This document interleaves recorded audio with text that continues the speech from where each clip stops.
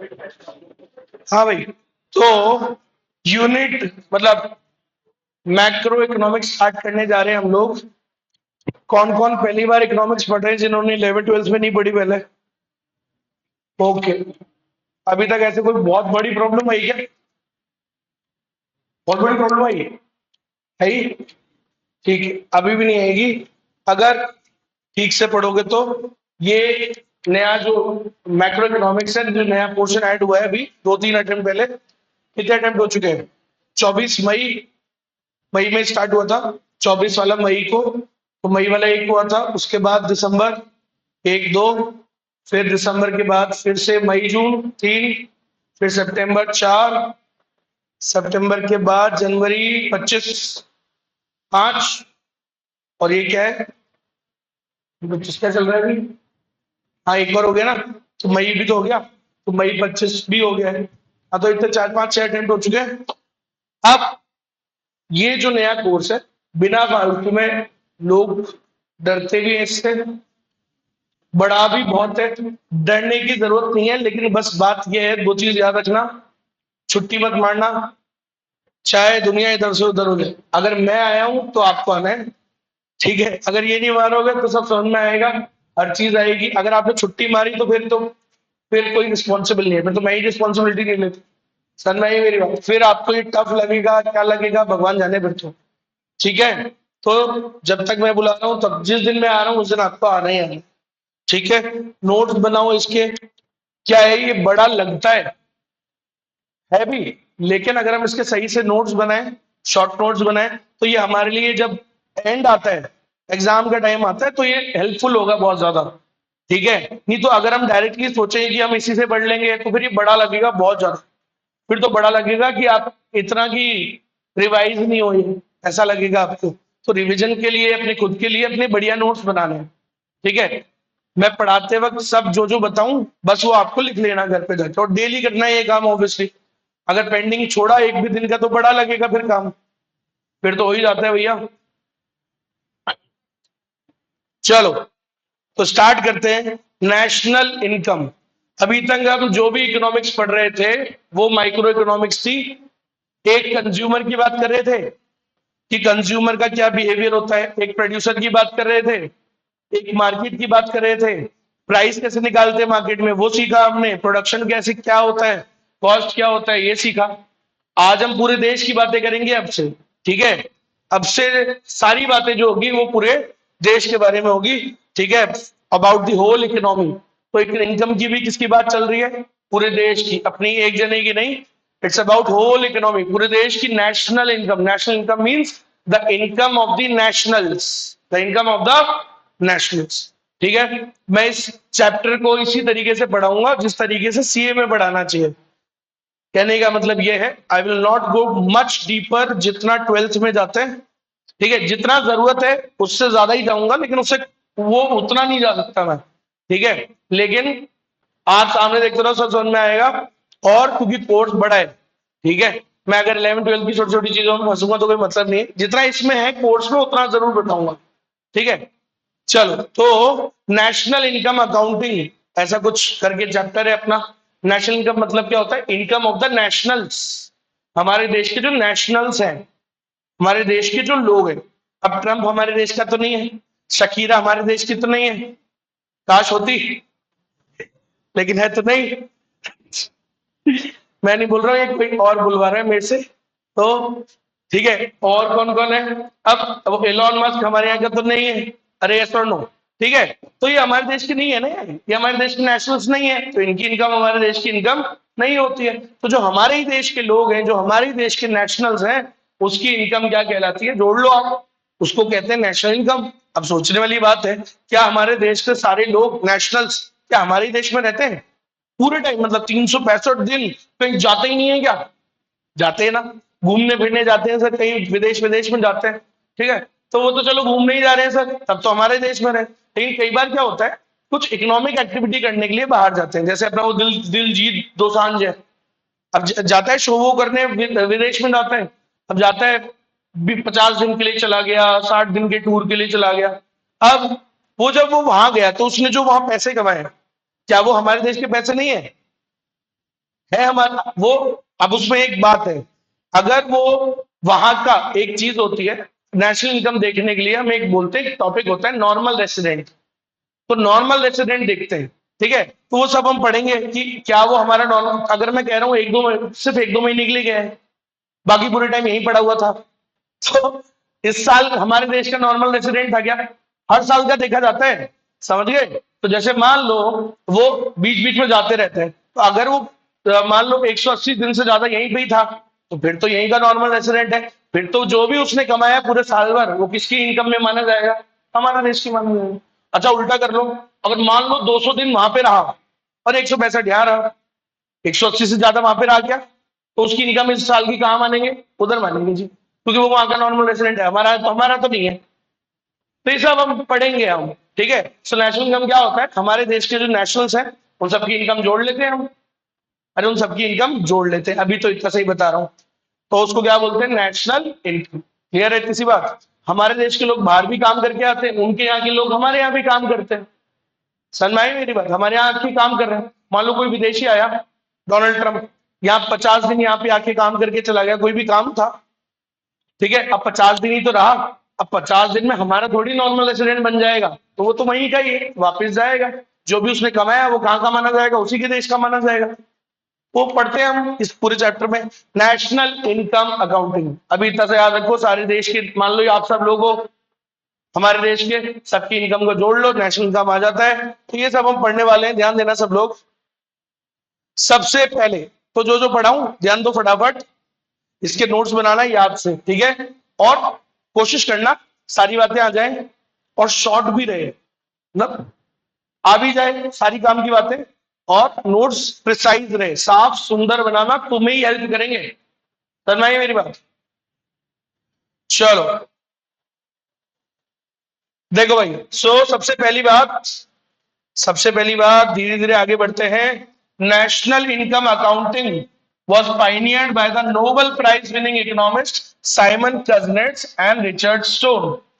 अरे sir, national income accounting को pioneer करने वाले, उसको प्रमोट करने वाले, क्यों निकालनी चाहिए और ये सारी चीजें करने के लिए कौन है जिम्मेदार? क्या नाम है उनका? नोबेल प्राइज विनर है, क्या नाम है? Simon Kuznets and Richard Stone. तो क्वेश्चन आ सकता है एग्जाम में, नेशनल इनकम अकाउंटिंग को किसने प्रमोट किया, किसने एनकरेज किया, किसने उसका कॉन्सेप्ट बताया? Simon Kuznets and Richard Stone. So this is question number 1 exam में जो आ सकता है, ठीक है जी। उसके बाद और क्या काम का है? और क्या काम का है? ठीक है, तो उसके बाद जो जो काम का है बताते जाऊंगा मैं आपको। नेशनल इनकम अकाउंटिंग में एक और चीज, द सीएसओ, फुल फॉर्म क्या होता है? Central statistical organisation. सीएसओ जो है हमारे देश में एक मिनिस्ट्री है, एक मंत्रालय है, मंत्रालय का नाम है MOSPI, MOSPI, MOSPI, ministry of statistics and programme implementation. Short में हम क्या बोलते हैं? मोस्पी बोलते हैं। तो हमारे देश का ये जो मंत्रालय है, ministry of statistics and programme implementation, ठीक है, it is responsible for the compilation of national account statistics. तो क्वेश्चन आएगा, देश की नेशनल इनकम की अकाउंटिंग कौन करता है, कौन सी संस्था करती है? सीएसओ करता है, जो किसके अंडर में आता है? मोस्पी के अंडर। फिर से सवाल बता रहा हूं, क्वेश्चन क्या आता है? नेशनल इनकम की अकाउंट्स, उसका टोटलिंग वगैरह निकालना, कंप्यूटेशन, देश की इनकम कौन निकालता है? सीएसओ। किसकी मिनिस्ट्री में आता है? मोस्पी में। क्वेश्चन नंबर 2, ठीक, आगे बढ़े। चलो बोलो सर, देश की तो ये निकालते हैं, हर राज्य की भी निकलती है, स्टेट वाइज भी इनकम निकालते हैं क्या? यस, स्टेट वाइज भी इनकम निकाली जाती है। वो कौन निकालता है? DESS। तो स्टेट वाइज भी इनकम निकलती है at the state level. The income मतलब स्टेट की, जैसे राजस्थान की इनकम, पंजाब की इनकम, महाराष्ट्र की इनकम, सो सिंपल है, ऐसे हर राज्य की भी निकलती है इनकम। वो कौन निकालता है सर? वो सीएसओ नहीं निकालता, वो निकालता है DESS। फुल फॉर्म क्या है, जो हमेशा भूल जाता हूं मैं, हमेशा इसका, directorate of economics and statistics. याद कर लेता हूं फिर भूल जाता हूं। तो directorate of economics and statistics, DESS। तो आगे क्या लगा दो उसके? State, state directorate of economics and statistics. तो याद रखिएगा, ये क्या निकालते हैं? राज्यों की इनकम, ठीक है, स्टेट वाइज। तो स्टेट का डोमेस्टिक प्रोडक्ट निकालते हैं, अरे मतलब टोटल स्टेट में कितने रुपए का काम हुआ, तो जितने रुपए का हुआ उतने रुपए की इनकम हुई ना भाई, समझ आई मेरी बात। तो स्टेट डोमेस्टिक प्रोडक्ट मीन्स कितने रुपए का काम हुआ हमारे राज्य में, कौन निकालता है, DESS। क्वेश्चन नंबर 3 हो गया। ठीक है जी, आगे बढ़ते हैं। अब क्यों निकालनी है नेशनल इनकम, मतलब निकालते क्योंकि देश की इनकम का क्या करेंगे हम सर, क्या यूज है इसका, तो सुनिएगा इजी में। फर्स्ट पॉइंट देखो भाई, it is used in the business to forecast the future demand. एक बार बताओ, हम बिजनेस करते हैं तो कंज्यूमर्स होते हैं, कंज्यूमर्स कौन है भाई, जो उसे खरीदेंगे। तो यार हम सामान कितना बनाए, फ्यूचर में हमारे सामान की डिमांड क्या होगी, अच्छी होगी बुरी होगी, क्या ज्यादा बनाए या कम बनाए, कितना इन्वेंट्री रखें। जैसे मान लो आप ये मोबाइल बनाते हो, तो किस हिसाब से इसका प्रोडक्शन रखेंगे हम भाई, कितना क्वांटिटी बनाए, कितना, तो डिमांड को फोरकास्ट करना तो जरूरी है। ज्यादा बना के बैठ गए तो, ज्यादा बना के बैठ गए, डिमांड उतनी नहीं हुई, फिर हो जाएगी ना, लग जाएंगे। समझ रहे हो मेरी बात। तो बहुत जरूरी है डिमांड को फोरकास्ट करके चलना, उसका अंदाजा लगा के सही अनुमान लगाना कि क्या डिमांड रहने वाली है। अब भगवान तो है नहीं कि एग्जैक्ट लगा लें, तो क्या करेंगे हम, मतलब what we can do is, हम क्या करेंगे, देश की इनकम देखेंगे। क्या देखेंगे, नेशनल इनकम देखेंगे। नेशनल इनकम से थोड़ा बहुत तो आइडिया लगा ही सकते हैं कि भाई डिमांड मतलब अच्छी, क्योंकि अगर लोगों की इनकम बढ़ी, अगर देश की इनकम बढ़ी, तो it is a good sign और a bad sign. It is a good sign for the economy, so we will keep the inventory level high. और अगर मान लो देश की नेशनल इनकम थोड़ी गिरी है, लास्ट टाइम से थोड़ा सा डाउनफॉल है, so we will consider it, थोड़ा सोचेंगे उसके बारे में हम, अरे सही है कि नहीं है, डिमांड को उस हिसाब से थोड़ा लेवल पे रखेंगे। क्लियर है सबको। तो डिमांड को फोरकास्ट करने के लिए आपका जो भी बिजनेस है, कुछ ना कुछ तो होगा ही ना। फिर मान लो ये बुक बनाता है, वो पेन बनाती है, मैं मोबाइल बनाता हूँ, कोई ना कोई कुछ ना कुछ तो बनाता ही है। तो क्या लेवल रखें डिमांड के लिए, ठीक है, डिमांड को फोरकास्ट करना बहुत जरूरी है। तो कितना इन्वेंट्री बनाए, कितना स्टॉक बनाए, कितना प्रोडक्शन करें, इसके लिए डिमांड का हमें आइडिया होना चाहिए। और डिमांड का आइडिया लगाने के लिए हम क्या करते हैं, नेशनल इनकम का देखते हैं अमाउंट, देखते हैं कि क्या चल रही है, नेशनल इनकम बढ़ी है घटी है, उसमें क्या चेंज आया है, उससे हम थोड़ा आइडिया लगाते हैं। समझ में आया, फर्स्ट पॉइंट। तो ये लिखना है अपने को, है ना, शॉर्ट में लिख लेना क्या, to forecast the future demand. Next number two क्या कहता है सर, नेशनल इनकम क्यों निकालते हैं हम, क्यों निकालते हैं, the estimates of the national income show the composition and structure of national income in terms of different sectors of the economy, the periodical variations in them and the broad sectoral shifts in the economy over time. Sector main word उठाओ, क्या, sectoral income. अरे देश की हर sector, जब हम national income निकालते हैं तो भाई जिन्होंने तो पढ़ा हुआ है वो तो जानते ही हैं, नेशनल इनकम जब हम निकालते हैं तो एक मेथड होते हैं, तीन मेथड होते हैं। उसमें पहला मेथड ही क्या होता है, वैल्यू एडेड मेथड। उसमें हम हर सेक्टर की इनकम निकालते हैं, प्राइमरी सेक्टर, सेकेंडरी और टर्सरी। देश में कितने सेक्टर होते हैं भाई, तीन ही तो होते हैं, प्राइमरी सेकेंडरी टर्सरी। तो हम तीनों की इनकम निकालते हैं। तो नेशनल इनकम जब हम निकालते हैं तो हमें सेक्टर वाइज इनकम पता लग जाती है कि हर सेक्टर में क्या ग्रोथ हो रही है, क्या किसमें डाउन जा रहा है, किसमें बढ़ रहा है। तो सेक्टर वाइज इनकम का पता लगता है, तो इसलिए नेशनल इनकम हम निकालते हैं ताकि हमें सेक्टर वाइज पता लग जाए ना, उससे कुछ ना कुछ क्या होगा, कुछ नॉलेज ही मिलती है सर। ठीक है, कौन से सेक्टर में ज्यादा ग्रोथ हो रही है, जैसे कई लोग बोलते हैं टर्सरी सेक्टर में ज्यादा ग्रोथ हो रही है as compare to industrial sector. ये कैसे पता किया, नेशनल इनकम निकाली होगी तभी तो पता लगा होगा, सिंपल है। तो इसलिए निकाली जाती है नेशनल इनकम, ताकि डिफरेंट डिफरेंट सेक्टर्स की इनकम का पता लग जाए हमको। ठीक है, क्या उनमें वेरिएशंस आ रही हैं। मान लो एग्रीकल्चरल इनकम एक टाइम पे क्या होती थी, more than 75% of the people were engaged in agriculture, पहले के टाइम पे इन्होंने पढ़ा है। समझ रहे हो, आजादी के समय पे हमारे देश के 75% से ज्यादा जनता क्या करती थी, एग्रीकल्चर। आज के जमाने में तो नहीं कर रही है, सन में आज तो 50% से थोड़ा कम हो गया है। सो चेंज आया है ना। तो ये जो वेरिएशंस है कि सेक्टर की इनकम में कितना वेरिएशन आया है, हर सेक्टर की इनकम निकालने में, ये किससे पता लग जाती है हमको, नेशनल इनकम से। सो नेशनल इनकम निकालना इसलिए जरूरी है to to determine the different different sectors की इनकम। ठीक है, तो उसका कंपोजिशन पता लग जाता है कि हमारी नेशनल इनकम में सबसे ज्यादा कंट्रीब्यूट किसने किया, टर्शरी सेक्टर ने या प्राइमरी ने या सेकेंडरी का योगदान ज्यादा है, किसका योगदान ज्यादा है, क्या कंपोजिशन है हमारी इनकम की, पता होना चाहिए ना। हर देश में सेम होती है क्या इनकम का कंपोजिशन, नहीं। समझ रहे हो? आज हमारे यहाँ ऐसा है, मे भी आपका जो जापान है, जापान में क्या पता है एग्रीकल्चर इनकम कम हो, दूसरी ज्यादा हो। हर देश का कंपोजिशन अलग है ना सर। कंपोजिशन समझते हो? इनकम के इनकम के टाइप्स, कंपोज कैसे वो बनी है। तो हमारे देश में अगर मैं बोलूं तो नॉर्मली क्या होता है सर, प्राइमरी सेक्टर की इनकम पहले, एग्रीकल्चर पहले है, इसका योगदान थोड़ा ज्यादा है, टर्शियरी का थोड़ा ज्यादा है, फिर सेकेंडरी सेक्टर का है। लो, कंपोजिशन का लगा अनुमान कि हमारे देश में सेकेंडरी, इसका मतलब इंडस्ट्रीज का लेवल डाउन है। समझ में आया? जितनी भी डेवलप्ड कंट्रीज होती है, इंडिया नहीं इसलिए तो डेवलपिंग नहीं है। क्यों नहीं है? जिस देश से जिस चीज से डेवलप्ड बनते हैं वही सेक्टर डाउन है हमारा। इंडस्ट्रीज जो सबसे ज्यादा रोजगार क्रिएट करता है वही सेक्टर डाउन है हमारा, इंडस्ट्रीज। आई बात समझ में? तो पता लगा ना, किससे पता लगा? नेशनल इनकम निकाली तभी तो पता लगा। तो इसलिए नेशनल इनकम हम निकालते हैं, हम काय के लिए। बोलो क्या लिखोगे, क्या लिखोगे? It shows the composition and structure of the national income in terms of different sectors of the economy. बस इतना लिख देना तुम तो, कि सेक्टर वाइज इनकम निकालने में कौन मदद करता है? National income. क्लियर है तीसरी बात? पक्का? चलो, सेक्टर वाइज दैट इज। देखो भाई, नेक्स्ट अगला काम सेक्टोरल कंट्रीब्यूशन। फिर से वही बात, नहीं लिखने की जरूरत है, फिर मतलब वही सिमिलर सी बात वापस लिख दी।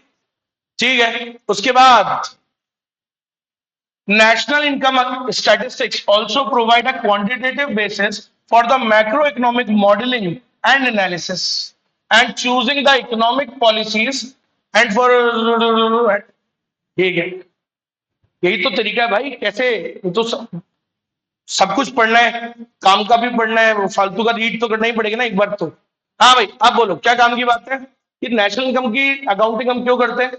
सर इस डेटा को यूज करके हम क्या करते हैं, मैक्रो इकोनॉमिक मॉडलिंग करती है गवर्नमेंट।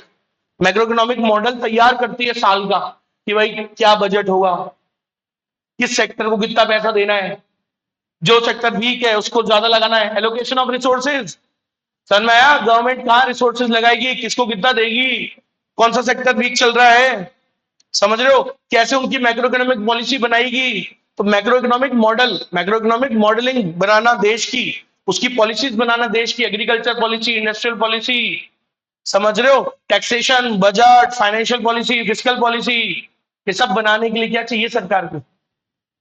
डेटा। और डेटा कौन देता है? National income. समझ में आया? अरे बिना डेटा के वो बन जाता है क्या? पॉलिसीज बनाने के लिए सरकार को क्या चाहिए? डेटाज। तो वो डेटाज कौन देता है? National income. तो सरकार नेशनल इनकम के डेटा को यूज करके क्या बनाती है? डिफरेंट डिफरेंट इकोनॉमिक पॉलिसीज बनाती है। और क्या, तुम्हें क्या पता ऐसे कैसे बनाती है? तो वो बजट देखती है ना भाई, डेटा कुछ तो चाहिए ना बजट के लिए, समझ रहे हो मेरी बात? तो ये सब बनाने के लिए, मैक्रो इकोनॉमिक मॉडलिंग करने के लिए, मैक्रो इकोनॉमिक पॉलिसीज बनाने के लिए क्या चाहिए होता है? डेटा चाहिए होता है। कौन डेटा प्रोवाइड करता है? नेशनल। समझ में आया? तो क्या लिखोगे इसके अंदर, अगर आप लिखोगे शॉर्ट में तो क्यों चाहिए होता है नेशनल इनकम का data? Because national income data is required to make the macro economic policies. National income का डेटा क्यों चाहिए होता है? To make economic policies. Government को डेटा पर पॉलिसी बनाने के लिए कुछ चाहिए, ठोस कुछ डेटा चाहिए भैया। जनता पूछेगी बोले यार उस जगह क्यों लगाया तुमने ज्यादा रिसोर्सेस, उस जगह बजट में क्यों ज्यादा पैसे दे रहे हो, तो बताओगे ना आप उसको, बोले देखो ये वीक चल रहा है। भाई बात सिंपल है। Next, national income estimates throw light on income distribution and the possible inequality in the distribution among different income categories. अब यार एक बात बताओ, नेशनल इनकम जब हम निकालते हैं तो हमें क्लियर कट पता लग जाता है कि भाई इस इनकम में, हमारे देश की इनकम में कितनी इनइक्वालिटीज है और समानता है। समझ रहे हो? कि भाई जैसे क्या बोलते हैं, जो नौकरी करने वाले लोग हैं उनकी इनकम का पता लग जाएगा, जो बिजनेस करने वाले लोग हैं उनका इनकम का पता लग जाएगा, जो रियल एस्टेट में काम कर रहे हैं उनकी इनकम का पता लग जाएगा। तो हर ऑक्यूपेशन, समझ लो, आज अपन भी यहाँ पे बात करें तो किसी के पापा कुछ काम कर रहे होंगे, किसी के पापा कुछ और काम कर रहे होंगे, किसी के पापा कुछ और काम कर रहे होंगे, यस और नो? सही बात है। सो डिफरेंट ऑक्यूपेशनल स्ट्रक्चर, तो इससे भी हमें पता लग जाता है कि देश में कितनी इनइक्वालिटी है। कि देखो सर कि वो फलाना बिजनेस करते हैं उसमें तो इनकम इतनी कम है, और ये काम करते हैं इसमें इनकम इतनी ज्यादा है, नौकरी है नौकरी में इनकम कम है, बिजनेस से ज्यादा पैसा आ रहा है। तो ये कैसे पता लगता है? जब तक हम नेशनल इनकम नहीं निकालेंगे। नेशनल इनकम निकालने से हमें इसका थोड़ा पता लग जाता है क्या कि देश में कितनी इनकम इनइक्वालिटी है, अमीर की इनकम कहां जा रही है, अमीर की इनकम गरीब की बढ़ी या नहीं बढ़ी। तो ये जो गैप है अमीर और गरीब की इनकम का, इसका पता लग जाता है हमको किससे, नेशनल इनकम देखने से। ये सबकी इनकम निकाली जाएगी तो पता लगेगा कि भाई ये जो देश की इनकम बढ़ी है इसके अंदर अमीरों की योगदान ज्यादा है या गरीबों का। भाई क्या होता है हमारे देश में, क्या है हमारे देश में, अगर सच बोलो तो there is concentration of income in, मतलब the concentration of income is very it is in very few hands. अगर सही से बोलूं तो देश की कुछ 9-10 उद्योगपतियों की इनकम है तो वही नेशनल इनकम में सबसे ज्यादा है, बाकी गरीबों की इनकम तो ज्यादा बढ़ती ही नहीं है। तो ये क्या दिखी हमको, जो मैंने अभी आपको बात बताई, इससे क्या समझ में आया कि हमारे देश में क्या है, इनइक्वालिटी है, ह्यूज इनइक्वालिटी है, भयंकर वाली असमानता है। पता कैसे लगता है, मैं ये कैसे ज्ञान दे रहा हूँ, ये नेशनल इनकम से ही तो देते हैं। समझ में आया, तो नेशनल इनकम से पता लगता है कि what is the inequality of income distribution in our country, कि लोगों की इनकम में कितना गैप चल रहा है। समझ रहे हो, अमीर गरीब के बीच में कितना गैप है, डिफरेंट डिफरेंट जो लोग काम करते हैं उनकी इनकम में कितना गैप है। समझ रहे हो, एक टीचर जो नौकरी कर रहा है उसका कितना इनकम है, एक जो सीए काम कर रहा है उसका कितना इनकम है, एक जो बैंक में नौकरी कर रहा है उसका कितना इनकम है, कोई रोड पे झाड़ू मार रहा है उसका क्या इनकम है। समझ रहे हो, तो ये सब का पता किससे लगता है, इनकम का डिस्ट्रीब्यूशन का किससे पता लगता है, नेशनल इनकम से पता लगता है। तो याद रखना भाई, इतना से लिख देना कि national income estimates throw light on the income distribution. तो देश में क्या इनकम डिस्ट्रीब्यूशन है, क्या इनइक्वालिटी है डिस्ट्रीब्यूशन के अंदर, इसका पता लग जाता है। दैट्स इट, बहुत है, इतना इनफ है। समझ में आया क्या? चलो देखो भाई, नेक्स्ट आगे बढ़े। उसके बाद क्या कह रहा है,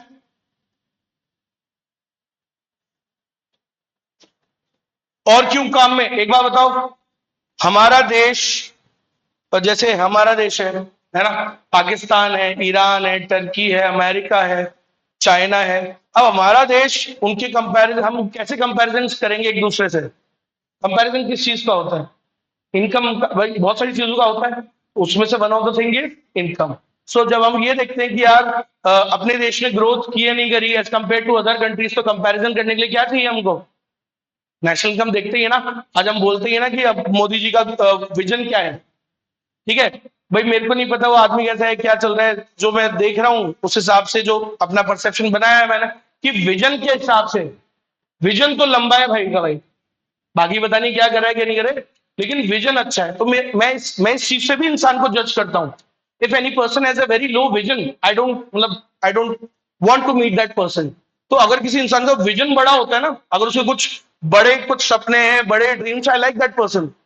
क्योंकि सपने जिनके बड़े होते हैं तो वही कहीं ना कहीं उसे पूरा भी करते हैं।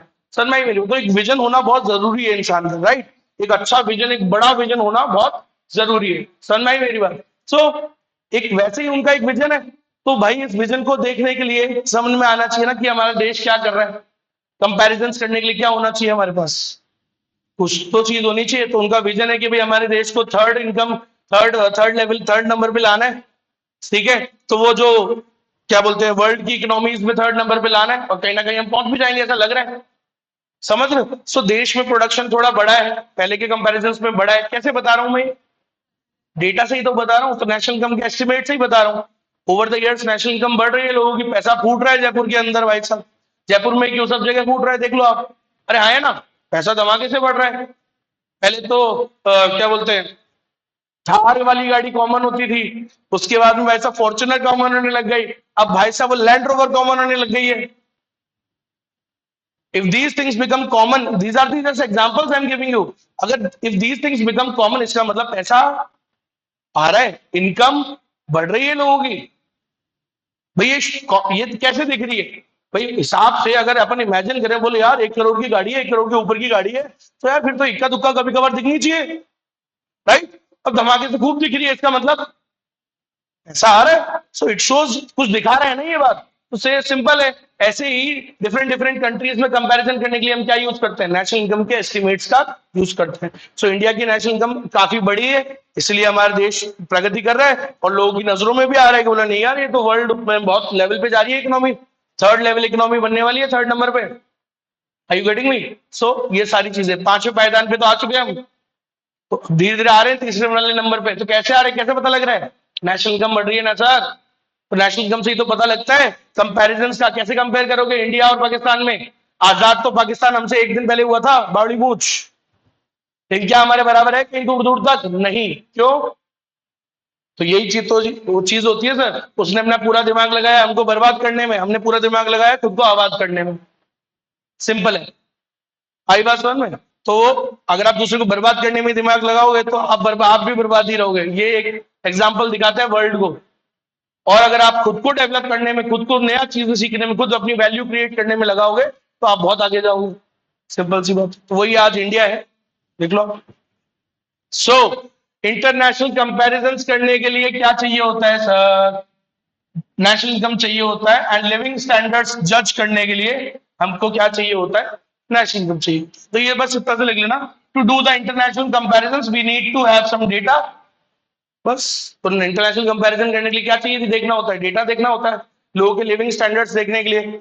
अच्छा, हम बात करते हैं कि यार जैसे यूएस है, जर्मनी है, तो यार वहां के लिविंग स्टैंडर्ड कैसे हैं लोगों के, हमारे यहाँ के लिविंग स्टैंडर्ड्स कैसे हैं? तो ये कैसे जज करते हैं? इनकम से तो जज करते हैं। सिंपल सी बात है। Per capita income, per capita income 10वीं क्लास में पढ़ाया जाता है, वो तो इकोनॉमिक्स का लेना देना भी नहीं है उससे। तो 10वीं क्लास में था वो तो। कैसे निकालते हैं per capita income? Total income divide by total population, निकल जाती है औकात देश की, क्या लोगों की इनकी लिविंग स्टैंडर्ड्स है। आ रही है बात समझ में? पता लगी जाती है ना सर। नेक्स्ट, फिर से वही बात डबल रिपीट हो रही है। Combined with the financial and the monetary data, the national income data provides a guide to make policies for growth and inflation. देश में ग्रोथ और इन्फ्लेशन के लिए पॉलिसीज बनाना किसका काम होता है? सरकार का। सरकार को ये जो पॉलिसीज बनाने में, ग्रोथ करने के लिए, इन्फ्लेशन को कंट्रोल करने के लिए पॉलिसीज बनाने में कौन मदद करता है? किसका डेटा? डेटा चाहिए ना उसके लिए। तो along with the financial data जो आरबीआई देता है, मॉनेटरी डेटा, उसके साथ में नेशनल इनकम डेटा का भी इस्तेमाल किया जाता है। तो देश में ग्रोथ और इन्फ्लेशन की पॉलिसीज बनाने की जिम्मेदारी सरकार की होती है, और इस पॉलिसीज को बनाने के लिए उसको डेटा की जरूरत होती है। तो जैसे फाइनेंशियल डेटा चाहिए होता है, वैसे मॉनेटरी डेटा चाहिए होता है, और वैसे किसका डेटा भी चाहिए होता है? नेशनल इनकम का डेटा भी चाहिए होता है। तो ये तीन डेटा हमको चाहिए होते हैं, फाइनेंशियल, मॉनेटरी एंड नेशनल, सरकार को चाहिए होते हैं। तो ये तीनों डेटा की मदद से ही तो वो बना पाएगी ये पॉलिसीज। कौन सी वाली? ग्रोथ की और इन्फ्लेशन की। देश में ग्रोथ को बढ़ाना है, इन्फ्लेशन को क्या करना है? कम करना है, कंट्रोल करना है? कंट्रोल करना है। हमेशा याद रखो। क्या जो लोग सोचते हैं कि बोलो नहीं महंगाई नहीं होनी चाहिए, वो बेवकूफ है। महंगाई नहीं होगी तो बढ़ेगा नहीं इनकम। महंगाई नहीं होगी तो मालूम मेरी इनकम कैसे बढ़ेगी? फिर मैं तो आज जितनी इनकम पे उतना ही रहूंगा फिर तो। महंगाई होना जरूरी है, ठीक है, ग्रोथ होना जरूरी है, बट एक लेवल का।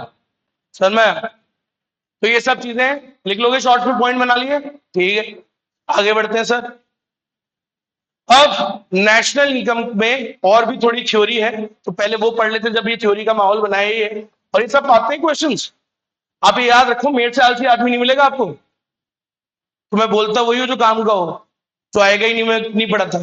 समझ में मेरी बात? तो ये जो भी बोल रहा हूँ वो सब आता है, हर एक क्वेश्चन, ठीक है। चलो, तो इनके बढ़िया से नोट्स बनाओ भाई। अब देखो, तो ये छोटे छोटे टॉपिक और बचे है ना। क्या है, मैं जिस मूड में आता हूँ फिर मैं, अब वही मूड बन जाता है। तो ठीक है, अब यही मूड सेट हो गया है। थ्योरी थ्योरी फिनिश कर लेते हैं पहले, ठीक है।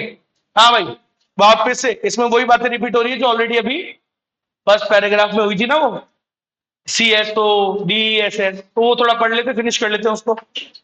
लो देखो भाई, अब किसकी इनकम की बात चल रही है? नेशनल इनकम नहीं, रीजनल अकाउंट्स। राज्यों की इनकम, डिस्ट्रिक्ट वाइज इनकम, जिले की भी निकलती है, राज्यों की भी निकलती है। अब सुनना, तो बस इसी का कुछ थ्योरी है, वो पढ़ लेते हैं।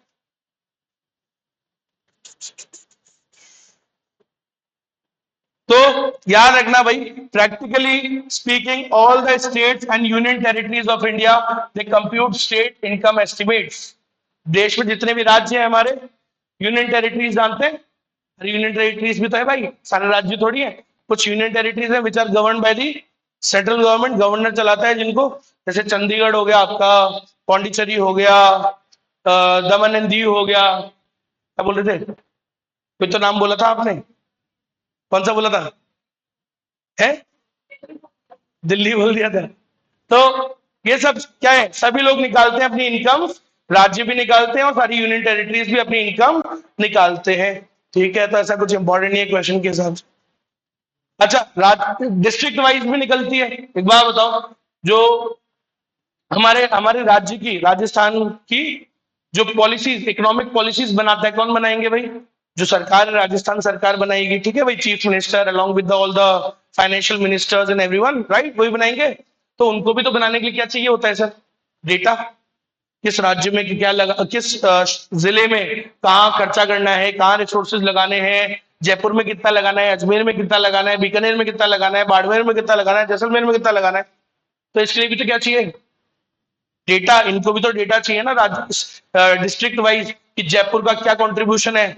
जयपुर का कंट्रीब्यूशन क्या होगा बोलो राजस्थान की इनकम में? बहुत हाई है, सबसे ज्यादा होगा आई गेस। फिर जयपुर के बाद क्या लगता है, कौन सा राज्य की, कौन सा जिले की इनकम ज्यादा होगी जयपुर के बाद? जोधपुर लग रहा है।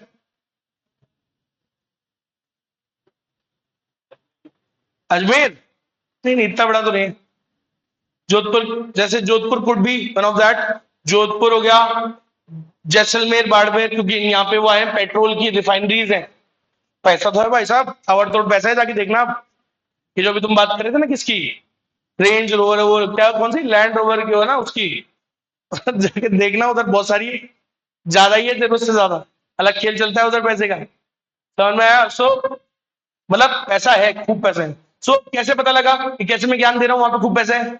इनकम निकाली होगी ना, डिस्ट्रिक्ट वाइज इनकम। तो सर इनकम का एस्टिमेशन किया जाता है, राज्यों वाइज भी, स्टेट वाइज, यूनियन टेरिटरीज भी अपनी इनकम निकालती हैं, और डिस्ट्रिक्ट वाइज भी हम इनकम निकालते हैं, हर डिस्ट्रिक्ट की भी निकालते हैं सर।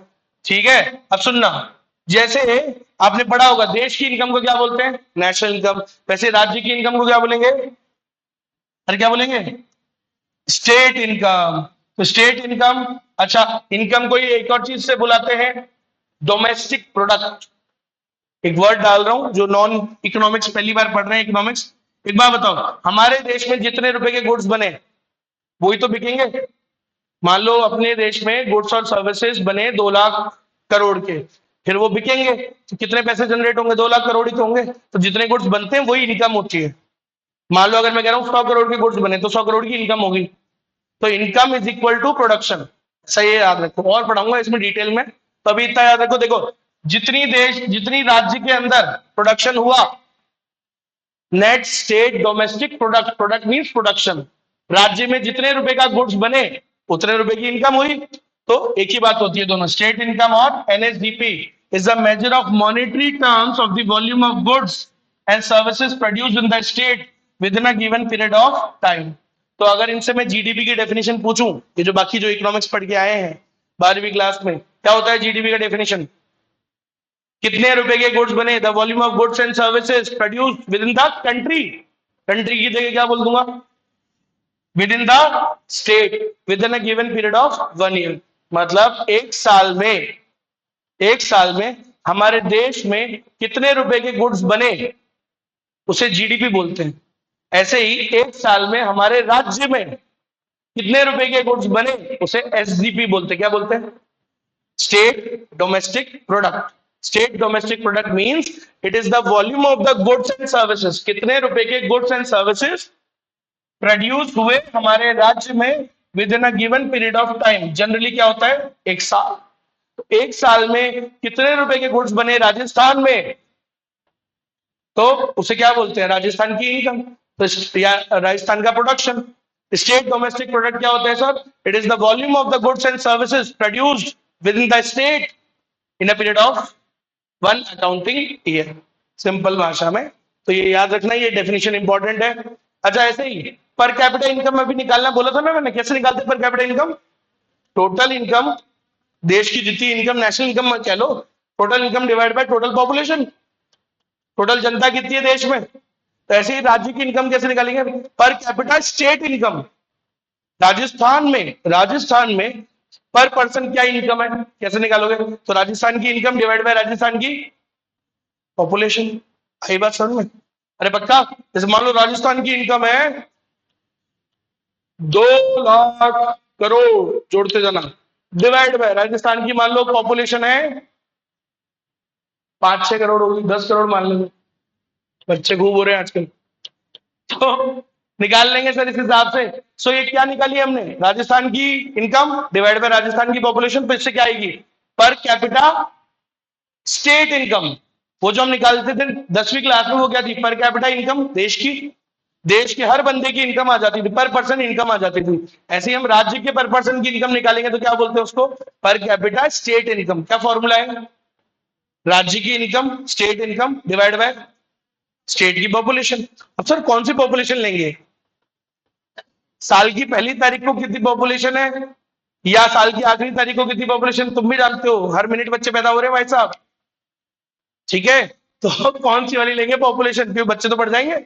अभी जितनी देर में मैं इकोनॉमिक्स पढ़ाऊंगा बहुत सारे हो रहे हैं अस्पताल में, अरे सही है कि नहीं है, हो रहे होंगे ना भाई, तो कौन सी पॉपुलेशन लोगे सर, कब की लोगे, तो इसलिए बोल रहे हैं मिड ईयर पॉपुलेशन लेते हैं। कौन सी लेते हैं, गर्मियों के मौसम में कब की लेते हैं भाई, बीच में, मतलब साल के बीच में ली जाती है, ना स्टार्टिंग की ना एंड की, बीच की मिड ईयर पॉपुलेशन ली, सर में आया सभी को पक्का, चलो ठीक है, तुमको पता है ना, बढ़ जाती है फिर वो, सर में आया, बोले यार कल तो ज्यादा थी आज कम हो गई इनकम, बोला तो बच्चे भी तो बढ़ गए, होता ही है ना, जनता बढ़ी जा रही है हमारे देश में।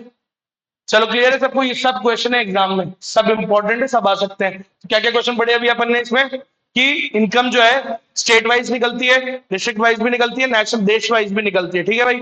उसके बाद हमने क्या पढ़ा, स्टेट डोमेस्टिक प्रोडक्ट की डेफिनेशन। नेक्स्ट क्वेश्चन क्या है, एसडीपी की डेफिनेशन। स्टेट डोमेस्टिक प्रोडक्ट क्या होता है, हमारे स्टेट के अंदर the volume of goods and services produced with in the state, हमारे राज्य में कितने रुपए के गुड्स बने एक साल के अंदर, उसे क्या बोलते हैं, स्टेट डोमेस्टिक प्रोडक्ट बोलते हैं। उसके बाद मैंने क्या बताया, पर कैपिटा स्टेट इनकम कैसे निकालते हैं, टोटल स्टेट की इनकम, राज्य की income divide by total population of the state, simple है। कौन सी पॉपुलेशन लेते हैं, मीडियम, क्लियर है, तो फॉर्मूला लिख लेना, ये क्वेश्चन में आता। आगे बढ़े, ठीक है सर। अभी बताया था, एक और क्वेश्चन फिर से रिपीट हो रहा है, तो एक ही बार लिखना, 10 बार लिखने की जरूरत क्या है। राज्यों की इनकम कौन निकालता है, DESS, directorate of economics and statistics. तो स्टेट डायरेक्टरेट ऑफ एसडीएसएस बोल दो ऐसा, ठीक है। तो state directorate of economics and statistics, क्या काम है इनका, they measure the income state wise income ये निकालते हैं, ठीक है। अब सुनना भाई, क्या होता है, जैसे मान लो राजस्थान की इनकम है, अब राजस्थान की इनकम निकाल ली, पंजाब की निकाल ली, लेकिन कुछ सेक्टर्स ऐसे होते हैं जो जो अपन स्टेट में नहीं डाल सकते, जैसे रेलवे है, रेलवे है, अब रेलवे क्या सिर्फ राजस्थान में ही चलती है क्या, नहीं। अच्छा राजस्थान में क्या सिर्फ राजस्थान की ट्रेन ही चलती है क्या, पंजाब से नहीं आती यहाँ ट्रेन, यहाँ की ट्रेन पंजाब नहीं जाती, तो कैसे निकालोगे रेलवे की इनकम, तो समझ रहे हो, हमारे रेलवे की इनकम फिर हमारे, हम नहीं जोड़ते उसको। तो ये जो कुछ सेक्टर्स होते हैं जिनकी इनकम निकाली जाती, जिनकी इनकम स्टेट में नहीं, मतलब ऐसे नहीं कर सकते कि किसी एक पर्टिकुलर स्टेट की थोड़ी है रेलवे की इनकम, रेलवे तो सब पूरे देश में चलती है। अच्छा एक बात बताओ, टेलीफोन, टेलीकॉम है, अरे हाँ है ना, आपने फोन किया, फोन क्या सिर्फ अपने राज्य में ही करते हो क्या, बाहर भी तो करते हैं, दिल्ली में किसी को फोन कर रहे हैं, किसी को कर रहे करते हैं ना, फोन यहां से लगा वहां पे गया, नेटवर्क्स का यूज हुआ, उसकी इनकम किसकी मानोगे, किसकी मानोगे, तो ये बात है। तो कुछ सेक्टर्स ऐसे होते हैं जहां पे स्टेट की, जहां पे ये डिफाइन करना मुश्किल हो जाता है कि ये कौन से राज्य की इनकम होगी। ट्रेन यहां से गई, यहां से चलती है, अब यहां से चलती है सुबह, रात को पहुंच जाती है मान लो दिल्ली, अब रात को दिल्ली से चलती है, यहाँ पे भी तो आती है, किसकी इनकम मानोगे। अच्छा बीच में हरियाणा से भी तो आती है, गुड़गांव से भी तो निकली, अरे है ना, अब बोले यार ये तो दूसरा राज्य बीच में आ गया, अब किसकी मानोगे। तो कुछ सेक्टर्स ऐसे होते हैं जिसकी इनकम को हमें क्लासिफाई करना मुश्किल होता है कि ये किस राज्य की को देनी है, तो क्या करते हैं हम, सिंपल है, सरकार क्या करती है, ऐसे वाले सेक्टर्स की इनकम खुद निकालती है, सीएसओ निकालता है। सीएसओ कौन, सेंट्रल स्टैटिस्टिकल ऑर्गेनाइजेशन, वो निकालता है, टोटल कर लेता है और राज्यों को उनके कंट्रीब्यूशन के हिसाब से बांट देता है, क्लियर है। तो कोई ना कोई बेसिस लेके उनमें बांट देगा, टोटल निकाल ली, मान लो रेलवे की इनकम निकाल ली, मान लो रेलवे की इनकम हुई 1 लाख करोड़, तो फिर बांट देगा राज्यों के अंदर कोई ना कोई बेसिस लेकर के। वो बेसिस क्या होगा ना मुझे पता है ना तुम्हें, कोई ना कोई basis, because they use the different basis every time, right. करें स्टार्ट। क्या लिखा हुआ है जो मैंने अभी आपको बताई, ये सेक्टर्स को क्या बोलते हैं, जिन सेक्टर्स की इनकम को डिफाइन करना मुश्किल है, सुप्रा सुप्रा रीजनल सेक्टर्स। तो ये लिखा हुआ है भाई साहब। चलो तो ध्यान देना क्या कह रहा है वो, कुछ सेक्टर्स ऐसे होते हैं, अंडरलाइन करो, certain activities like railway, communication, banking. अब बताओ बैंकिंग, तुम्हारी कंपनी तो यूएस की कंपनी है, वो पैसा दे रहा है, मान लो सीए बनोगे, नौकरी करोगे बिग फोर में, पैसा तो वो कहां से आएगा, फिर किसकी मानोगे, हेड ऑफिस है वहां पे पूना में या हैदराबाद में या वहां पे बैंगलोर में, फिर क्या करोगे, सनमाई मेरी बात तो सिंपल है ना भाई। ये जो कुछ सेक्टर्स होते हैं, कुछ सेक्टर्स होते हैं जैसे कि railway, communication, banking, insurance, central government का एडमिनिस्ट्रेशन, तो ये जो होते हैं दे कट अक्रॉस दी बाउंड्रीज, ये राज्यों की बाउंड्री को क्रॉस करते हैं, रोज ट्रांजेक्शन होते हैं बाउंड अक्रॉस दी बाउंड्रीज, यहाँ वाला वहां को वाले को फोन कर रहा है, वो वाला यहाँ वाले को फोन कर रहा है, यहाँ से ट्रेन निकली वहां गई दूसरे राज्य में, वहां से निकली फिर वहां आई, बीच में भी बहुत सारे राज्य आ गए। तो ऐसी जो इनकम्स होती है इनको बोलते हैं कौन सी इनकम, सुप्रा रीजनल सेक्टर्स। और इनकी इनकम किसी एक पर्टिकुलर राज्य को देना गलत होता है, क्योंकि ये सब भाई गुड़गांव से भी तो निकली, समझ रहे हो। तो इसीलिए क्या किया जाता है, कौन कलेक्ट करता है इनकी इनकम को, अरे कौन निकालता है इनका, गवर्नमेंट निकालती है टोटल अमाउंट और फिर इसको बांट देती है सब में। So these sectors are railway, communication, banking और ये and their economic contribution cannot be assigned to one particular state directly, so these are called supra regional sectors of the economy। तो क्वेश्चन आ सकता है what are supra regional sectors, ये वो sectors होते हैं जिनकी इनकम किसी एक पर्टिकुलर राज्य को देना, एलोकेट करना गलत होता है, असाइन करना चाहिए, यार ये उस राज्य की इनकम है, उस राज्य की कैसे हुई, निकली तो गुड़गांव से भी थी ट्रेन, सही है। तो कुछ ऐसे सेक्टर्स होते हैं उनको बोलते हैं सुप्रा रीजनल सेक्टर्स। कौन निकालता है सर इनका, ये लो, the estimates of these sectors are compiled for the economy, पूरी देश की एक साथ निकाल लेते हैं एज अ होल, टोटल निकाल लेते हैं कि पूरे पूरे सारे बैंकों की इनकम निकाल ली, सारे टेलीकॉम कंपनीज की इनकम निकाल ली, बीएसएनएल की निकाल ली, सबकी निकाल ली, रेलवे की निकाल ली, सारी इंश्योरेंस कंपनीज की निकाल ली, और फिर क्या करते हैं, are compiled for the economy as a whole and then allocated to the states on the basis of relevant indicators। कोई ना कोई इंडिकेटर्स, कोई ना कोई बेसिस, कोई ना कोई माध्यम यूज करके उसको बांट देते। आया समझ में, अरे बोलो लिख दोगे, चलो एमसीक्यू आता है यार, खुद ही सोचो। एमसीक्यू में आपको ये सोचना चाहिए कि इस पैराग्राफ में क्या क्वेश्चन बन सकता है, खुद सोचने वाली बात है, सब कुछ थोड़ी रट्टा मारना है। इसलिए तो मैं पढ़ा रहा हूं क्वेश्चंस वाइज, जब भी आप एक कोई टॉपिक को देखो तो ये देखो कि उसमें से क्वेश्चन क्या बन सकता है, एमसीक्यू वाला। अरे हमें थोड़ा ना कोई एक्सप्लेन करने बैठना है, हमें तो बात उठानी है कि क्या काम के क्वेश्चन आ सकते हैं। तो इस पैराग्राफ में ये तो काम के क्वेश्चन बन सकते हैं, सुपरा रीजनल सेक्टर कौन सा होता है, ये होता है, कैसे निकलती है उसकी इनकम, पहले कौन निकालता है, पूरी इकोनॉमी के लिए निकाल ली जाती है और फिर उसको स्टेट वाइज बांट दिया जाता है, सिंपल है, खत्म। स्टेट वाइज इनकम कौन निकालता है, state directorate of economics and statistics. देश की इनकम कौन निकालता है, देश की इनकम सेंट्रल स्टैटिस्टिक्स सीएसओ, वो किस मिनिस्ट्री में आता है, मोस्पी। मोस्पी का फुल फॉर्म आ सकता है एमसीक्यू में, समझ में आया। ये क्वेश्चन आते हैं ministry of statistics programme implementation, क्यों नहीं आएगा, एब्रीविएशन का क्वेश्चन तो बेस्ट होता है एक नंबर के लिए, बनाइए इसके लिए वो, समझ में आया, खत्म। आगे बढ़ते हैं। अब जीडीपी एंड वेलफेयर सुनिएगा, तो ये टॉपिक हो जाए तो मजा ही आ जाए, ठीक है, ये टॉपिक जरूरी है। हाँ भाई, जीडीपी एंड वेलफेयर तो पढ़ते हैं इसको। अब एक बात बताओ, देश की जीडीपी तो बढ़ रही है, हमारे देश की बढ़ रही है ना, अब सच्ची बताओ क्या वेलफेयर बढ़ रहा है। अब नॉर्मली आदमी तो क्या सोचेगा, अभी वो तो क्या तुमसे मैंने क्वेश्चन ही इस तरीके से पूछा और तुम समझ ही रहे हो कि मैं क्या चीज का बात करना चाह रहा हूं, तो तुम तो इसलिए जवाब दे, बोलो नहीं नहीं वेलफेयर तो नहीं बढ़ रहा है। नॉर्मल आदमी क्या सोचेगा, बढ़ तो रहा है, अभी तो बोला था आपने, बोला यार वो बढ़ रही है, कॉमन हो गई वो गाड़ियां। मेरी मदर बोल रही है, अगर मैं मान रहा हूं मेरी मदर अगर ये बोल देना कि थार गाड़ी कॉमन हो गई, तो मतलब पता नहीं कैसे उनको दिख रहा है, मतलब शी नेवर गोज आउट इतना ज्यादा बाहर ना, तो वो अगर उनको पता लग गया कि यार ये वाली गाड़ी है तो कॉमन है, ये तो कॉमन हो, इसका मतलब भैया सच्ची में क्या हो गई वो कॉमन हो गई है। आप समझ रहे हो? तो ये अगर आप इस हिसाब से देखो कि थार जैसी गाड़ी का कॉमन हो गई, या आपका क्या नाम है वो फॉर्च्यूनर कॉमन हो गई है, या आपकी वो कॉमन हो रही है, तो अगर इन बेसिस पे देखें तो जीडीपी तो बढ़ रही है, पैसा तो आ रहा है देश में, पैसे तो बढ़े तभी तो 5वें नंबर पे आए। लेकिन क्या सच्ची में वेलफेयर हो रहा है क्या? अब ये सोचने वाली बात है। तो कुछ लोगों के लिए जिनको जानकारी नहीं है, तो जो लोगों को पैसे पे आंकते हैं, किसी की सक्सेस को किससे देखते हैं? पैसों से अगर देखते हैं, तो फिर वो लोग तो बोलेंगे अरे डेफिनेटली ग्रोथ हुई है, डेफिनेटली वेलफेयर हो रहा है सर, अगर इनकम से ही जांचते हैं तो सिर्फ याद रखना कि income is not the only indicator of happiness, मतलब क्या वेलफेयर है, क्योंकि वेलफेयर सिर्फ पैसों से नहीं जानी जाती, पैसे भी उनमें एक इंपॉर्टेंट एस्पेक्ट है, but just not the money. सिर्फ पैसा देख करके आप किसी को नहीं बोल सकते, क्योंकि इसलिए मैं आपको हमेशा बताते रहता हूं कि जैसे नॉर्मली बच्चों को क्या लगता है, बोले और बॉलीवुड वाले और क्या पैसा है सर इनके पास, रोज तो गाड़ियां बोलते हैं, they live the most miserable life in the world. समझ में आ रही है मेरी? Most miserable life in the world. No matter how much money Salman Khan has, but he is the most miserable person in the night.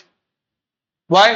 शाम आते आते आदमी को अपना घर याद आता है, और घर में कोई गेट खोले वो बहुत जरूरी है।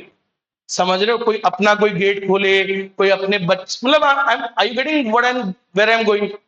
ये हैप्पीनेस इंडेक्स होता है। समझ में आ रही है मेरी बात? उसको जानते हैं अरबाज खान को? अरबाज खान सलमान का 3rd नंबर वाला भाई, जानते हैं? सो आप मतलब आप समझ जाओ कि मैं कहने का क्या मतलब कह रहा हूं, है ना? उसको जानते हो? रणवीर को, रणवीर सिंह, दीपिका पादुकोण, लगता है वो बहुत खुश है सर, और सब लग रहे हैं ना, all bloody fake, all bloody fake. ठीक है? आज अगर मान लो मेरी गर्लफ्रेंड हो, मेरी वाइफ हो, I would not let my wife और my girlfriend do such kind of movies जिसके अंदर बहुत ज्यादा इंटीमेट सीन्स हो। अरे आप सब बड़े हो, इतना तो बात कर सकते हैं gas. I don't think that बहुत ज्यादा है ना, आप तो इतने बड़े हो गए, समझदार हो गए, वोट तो दे ही दोगे। तो आप बात समझ रहे हो? They live a most miserable life. ऊपर से दिखाते हैं झूठा प्यार, क्योंकि टीवी में जब इंटरव्यू होता है ना, तब दिखाते हैं, अब कुछ नहीं होता। 99.99% they live a very miserable life. तो इसका मतलब ये तो समझ जाओ कि पैसा इज नॉट द, वो उसको देखना Mukesh Mukku, richest person in the country, right? But whenever they stand together for a family, most of the times Neeta Ambani is seen the leaving his hand or something like that. क्या प्यार है? दूसरों को क्या दिखा रहे हो तुम? झूठा बनना असली में है क्या घर में? तुम अपने घर में जाके देखो तुम्हारे माँ बाप में कितना प्यार है। That is the real happiness, that is the real welfare. So आप आई गेटिंग कि सिर्फ पैसा देख करके वेलफेयर को जांचना गलत होता है। तो GDP and welfare are two different things. तो जीडीपी बढ़ रही है इसका मतलब वेलफेयर जरूरी नहीं कि बढ़ रहा है, हो सकता है बढ़े, हो सकता है बढ़े, कहीं हो सकता है कि इनकम के साथ साथ उनके परिवार भी बहुत अच्छे हैं, तो यार वो तो बड़ा अच्छा ग्रोथ करे। तो लेकिन हम देश की बात कर रहे हैं, देश में अगर सिर्फ जीडीपी बढ़ रही है, so it should not be seen as a good indicator of welfare, क्योंकि उसके अंदर बहुत सारी चीजें चेक करनी चाहिए। असली में जीडीपी क्या है? अच्छा इंडिकेटर नहीं है। जीडीपी से मत देखो sir, GDP is not a good index of welfare. क्यों नहीं है? क्योंकि इसके अंदर क्या है? बहुत सारी कमियां, और वही मैं आपको बढ़ाऊंगा कल कि क्या क्या इसके अंदर कमियां होती है। It is not a good indicator of welfare. Welfare GDP तो बढ़ रही है, पॉल्यूशन बढ़ रहा है, वो नहीं देखा आपने? अरे बढ़ रहा है, जीडीपी बढ़ रही है, क्राइम बढ़ रहा है, वो नहीं देखा आपने? देखा है? हो रहा है वेलफेयर। गंदी हवा ले रहे हो, पेड़ कटे जा रहे हैं, गर्मी का लेवल बढ़ते जा रहा है, क्लाइमेटिक चेंजेस होते जा रहे हैं, बिजली कड़कती है जैसे भाई साहब गुस्सा नाराज हो रहा है प्रकृति हमसे। ये नहीं देखा आपने? लैंड रोवर तो दिख गई, ये नहीं दिखी आपको? दिखी होगी। क्राइम बढ़ रहा है, रेप्स बढ़ रहे हैं, 5 साल की बच्ची के साथ रेप हो जाता है, और हाईकोर्ट क्या बोलता है? बोला अरे ये ब्रूटल नहीं हुआ, मतलब उसको फांसी क्यों नहीं मिलनी चाहिए भाई? जो रेप जिसने किया, बोला इसलिए नहीं मिलनी चाहिए, बोला नहीं ब्रूटल तरीके से नहीं किया ना, मतलब वो बुलशिट। क्या क्या मिल रही है? क्या वेलफेयर, क्या वेलफेयर हो गया तुम्हारे देश का? लोगों की वैल्यूज तो गिरते जा रही है। एक लड़की अपने पति के साथ अरेंज मैरिज किया, अरेंज मैरिज करके कहां पे लेके गई? कहां पे? हनीमून पे। We all know the stories right. मैं भी देखता हूँ ना, मेरे पास भी तो है इंस्टाग्राम। सब देख रहे हैं ना, वैल्यूज गिरती जा रही है ना। एक अच्छा घर, एक अच्छा देश किससे बनता है पता है आपको? एक अच्छी औरत से। आदमी तो हमेशा से नीची था। आदमी हमेशा से मतलब चीजें करता रहा है, क्योंकि आदमी बाहर जाता है करके। सो हमेशा से मैं ये उनका साइड नहीं ले रहा हूँ, I am just telling that. सो एक अच्छा घर, एक अच्छा देश कौन बनाता है? Who is the creator? आपको बताऊं क्यों है? जो मैन है, मैन होता है MEN, उसके आगे लगा दो WO, WO लगा दो, क्या बन जाता है? Women.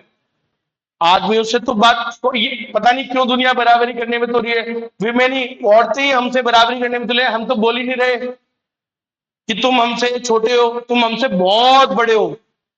You are the creator of life. आप एक लाइफ का निर्माण करते हो, आप लाइफ क्रिएट करते हो। ये भगवान ने किसको दिया?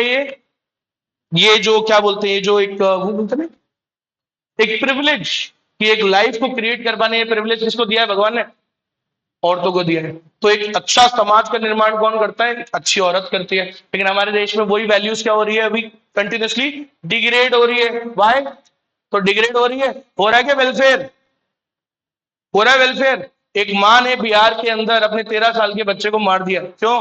कि उस बच्चे ने अपनी माँ को के बारे में कुछ ऐसी बातें पता लग गई उनको कि उसका अफेयर चल रहा है और ये सब। और उसने कहा कि बोले नहीं है, आप उसने ऑब्जेक्शन बोला होगा, बोले ऐसे कपड़े पहन के मत जाओ, मैं पापा को बता दूंगा और ये सब। उसने अपने बच्चे को ही मार दिया। तो माँ की ममता ही मर गई भाई साहब। अब तो देश में वेलफेयर बढ़ रहा है क्या? कितना वेलफेयर बढ़ रहा है बताओ आप मेरे को? बढ़ रहा है वेलफेयर? तो आप समझ गए, पैसा बढ़ना वेलफेयर नहीं होता। क्योंकि जीडीपी बढ़ रही है, GDP is not a good indicator of welfare. So we'll study tomorrow क्यों it's not a good indicator of welfare, क्योंकि इसमें क्या क्या कमियां हैं वो मैं कल आपको बताऊंगा। आई बात समझ में? सो कल मिलते हैं भाई साहब। ठीक है, नोट्स जितने मैंने पढ़ाया ना आज, इसके अच्छे से शॉर्ट नोट्स बना लेना भाई, क्योंकि यही नोट्स हेल्प करेंगे आपको बाद में in revising it very in a very short span of time. Otherwise ये बहुत बड़ा लगेगा सब्जेक्ट, बहुत वाइड। समझ में आया? संडे है कल। क्लास है संडे को 99%। बाकी रात को पता लगेगा, बाकी सुबह मैसेज आ जाएगा। अरे वो भाई बार बार बोल चुका हूं मैं, मेरी क्लास होने से पहले क्या देख लिया करो, गणित से निकलने से पहले हमेशा मैसेज देख लो। ऑब्वियसली फर्स्ट क्लास जिसकी भी होती है पहले मैसेज देखा करो, at least before stepping up down पहले देख लेते हैं मैसेज तो क्या है। कोई आ सकता है कि कभी हो जाता है कई बार